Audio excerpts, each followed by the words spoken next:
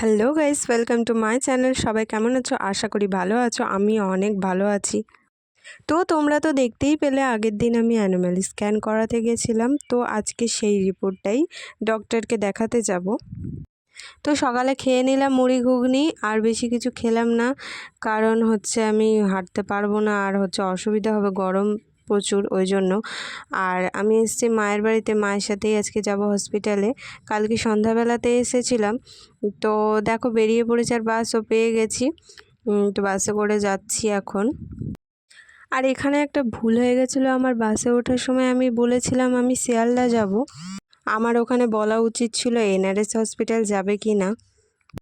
আমাদের ভিআইপি থেকে বাস অনেক জায়গাতেই তো যায়, তো সেই জন্য আমার ওখানে বলা উচিত ছিল এনআরএস যাবে কি না, তাহলে আমাকে এই এতটা হাঁটতে হতো না। এখান থেকে অনেকটা হেঁটেছি, আর পাও বিশাল প্রচুর ব্যথা হয়ে গেছে।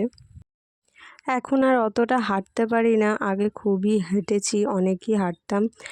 এখন খুব কষ্ট হয়ে যায়, একটুখানি হাঁটলেই কষ্ট হয়ে যায়। আর দেখো এখানে হসপিটালে ঢুকে পড়েছি, ভেতরে গিয়ে আমি কোনো তো ভিডিও করব না, তার জন্য ভিডিওটা এতটুকুই রাখছি। আর আজকে তাড়াতাড়ি চলে এসেছিলাম বাড়ি, আর এখানে ভাত নিয়ে খেয়ে নিচ্ছিলাম।